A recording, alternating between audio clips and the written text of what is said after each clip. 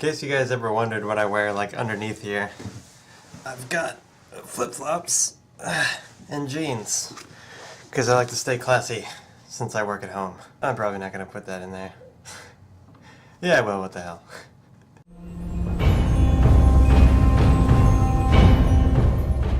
Hey Grauwelt fans, today I wanted to talk to you about reviews. There seems to be this idea that I've come across with a lot of people, and I've never thought this way, but a lot of people think that reviews for products, for books or movies should be somehow objective, that there's some kind of objective or scientific standard that we're all aspiring to, and that if a review isn't objective, then somehow it's a problem. And I definitely take the opposite approach, and I'll certainly explain why throughout this video. But before we get started, I'd like to let everyone know out there that on the Grauwelt website, by the time you're watching this video, we've already started putting up some short stories. The first one will be up there. So every month, at least once a month, we've decided to start doing it now every next to last Thursday, so kind of like a Thanksgiving-y Easter sort of thing, so it varies by date, but the second to last Thursday of every month I'm going to put up a new short story. I've actually started working on a number of them. I've working on the fourth one right now, so this is going to be many months from the release date of this video. So I'll put a link in the video description and also in the video itself. That's going to be grauwelt.com/stories.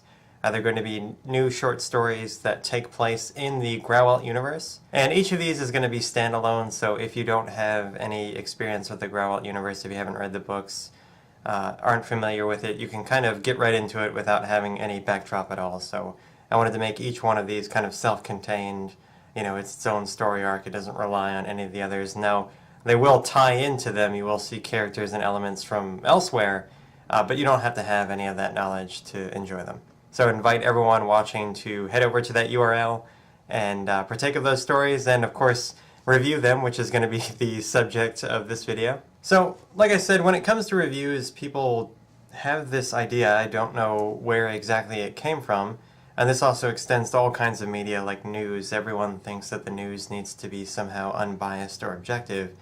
And the first problem with that is that we're dealing with human beings. And I don't know if you guys have noticed, but I certainly have noticed everyone has opinions. As they say, opinions are like assholes. Everyone has one, and most of them stink. I don't think that we, as human beings, can really detach ourselves from our own opinions about things. So, for example, if you go to a restaurant and you try that restaurant's food, you may say it's fantastic, it's the best place you've ever been. So you recommend that I go, I take your word for it, we're friends, I go in, I come back, I'm disappointed, I think it sucked. Who's right? Is there really a scientific, objective way to decide who has, which restaurant has the best food, whether a certain restaurant is better than another? I mean, it honestly comes down to opinion, so I don't know what people expect from a review as saying that this was biased or, unobjective in some way. I think going into it, whenever you read someone's opinion, which is what a review is, you should expect nothing less than that person's opinion. I understand if there are complications or conflicts of interest such as kickbacks or bribes and things. So definitely a review in which the reviewer is being compensated for their opinion is essentially an advertisement. So of course they're going to play up the good things and diminish or not report on the bad things. So if there's a situation like that, like happens in the publishing industry with books, I'm sorry to say, like happens with video games a lot of times, I would definitely say that that's biased in a bad way, in that it's not that person's real opinion. They're being compensated. So it's the money doing the talking and not really that person's tastes or interests. But I think the biggest thing that people have to remember is that there's really no solid way to define what is good art and what is bad art. This is something that people have been debating and discussing for a very long time. The famous Greek philosopher Plato had a discourse where he talked about, what is beauty? Can we find beauty in the world? How do we discern between what is and what isn't? And he had this idea that there's some little kernel of similarity that all beautiful things share. So if we compare a beautiful sculpture with a beautiful woman and, a beautiful flower, somewhere inside of the makeup or appearance of those three things, there's some kind of similarity. So if we were to somehow be able to reduce down all beautiful things, they would all have something in common, and then we could be able to tell this is beautiful, this is not, and there's would be some kind of objective standard. And likewise, Plato said that you can do that with anything. So with things that are ugly, likewise, you could compare like an ugly dog and an ugly painting and an ugly plant, and then distill them down to some kind of ugly essence, the essence of ugly. And once you knew what that was, then you could look at the world objectively and say this is or isn't. There would be no opinions about it. So it would be kind of like a way to measure ugliness or beauty in some way. And I would have to say that Plato is wrong about that. There's not a way to measure, what is artistic, what is good, what is beautiful, what is ugly, what is distasteful. It's not like, measuring miles per hour. We can compare the features on different cars saying, this one gets so many miles per hour, so many miles per gallon, it has X, Y, and Z safety features. And you can certainly do that with art. For example, you can say this painting has 150,000 paint strokes and this one has 120,000. Or this book has 200,000 words and this other book only has 50,000 words. But, thinking about those things, does more really mean better? Is a 200,000 word book automatically better than a 50,000 word book? Is one that has a larger font size better than one that has a smaller font size, or vice versa? I mean, all these numerical, quantifiable things don't actually make them good or bad. I mean, all of us, I'm sure, can remember books that we've read that are shorter that are better than longer ones, or longer ones that are better than shorter ones, or smaller paintings that are more beautiful than larger paintings, or larger paintings that are more beautiful than smaller ones. And all these sorts of things, there's no way to predict beforehand based on any kind of technique or any kind of quantifiable activity that the artist undertakes. There's nothing, with movies or video games, there have been many big, huge, expensive projects that have totally bombed, and many, indie projects that are on shoestring budgets that have done so well. So there's no way to predict beforehand with any sort of mathematical predictive capability as to whether a piece of art is going to be good or not. You have to wait and see. And it depends on who you ask. I mean, all of us have so many different opinions that there's really no right or wrong. We're just comparing, whose tastes are what. And at the end of the day, there's not an objective standard whatsoever. So what I would ask people who go into these things, I've seen a lot of comments on forums and things, especially when it comes to book reviews. People get really pissed off when, someone posts a review online and they read it and then they say, I got ripped off, you made me think that this was a good book and I bought it and I spent, $10, $15 and I read this crap and now I hate you and I hate this book, and they just talk garbage about it. And, they said this reviewer knows the author personally, or they're getting some kind of financial compensation, and they make all these accusations and they get really upset.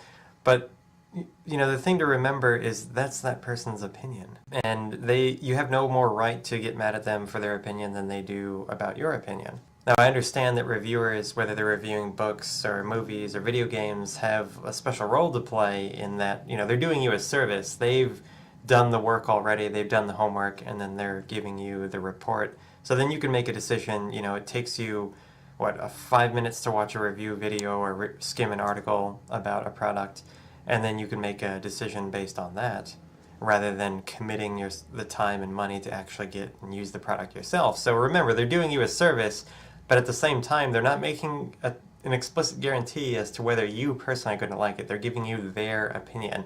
And at the end of the day, there really is no objectivity whatsoever. So the way that I would say to overcome that is read a lot of reviews rather than just sticking to one source. That's certainly a way to help.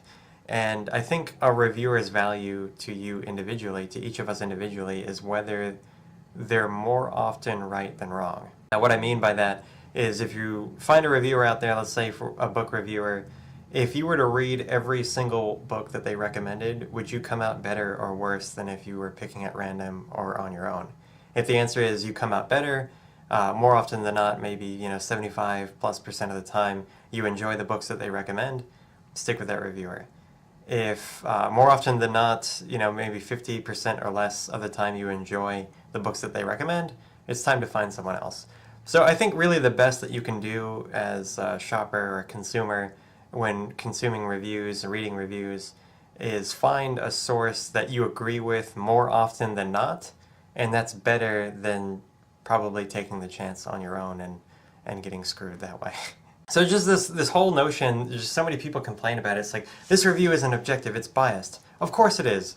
That's the nature of a review. It's an opinion. Like, if you open up a newspaper, I subscribe to the Wall Street Journal, and I love reading the opinion pieces. That's in the back of the news. But that's not the news.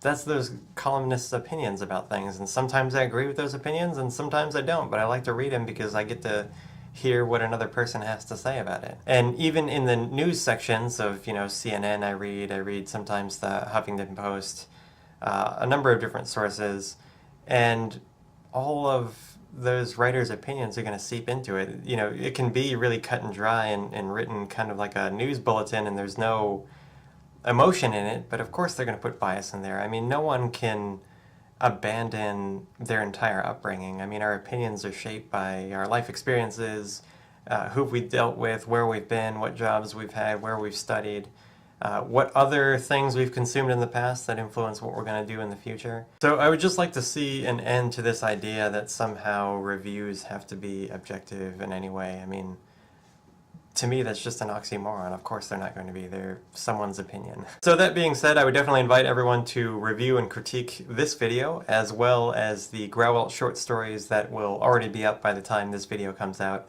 Again, I'll put that URL in the video and also in the description. That's grauwelt.com/stories. We're going to do one new story every month.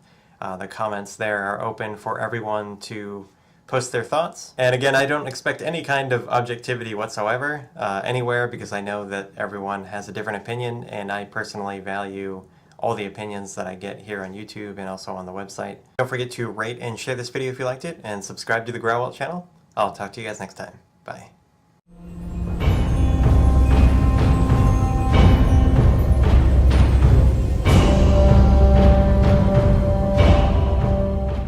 Hey Grauwelt fans, today I wanted to talk to you about something that I've had a few conversations with recently with other people, and that's about reviews, whether they're book reviews or movie reviews or product reviews. And there seems to be this idea that somehow we have to... Damn it, I'm gonna do that again. There's all kinds of fucking noise. God, man, what the hell?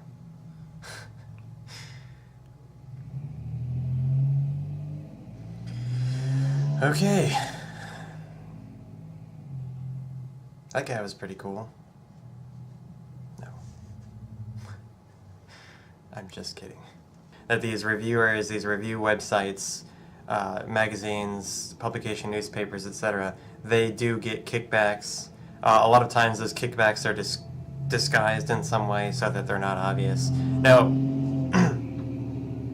that's the same damn guy. What the hell?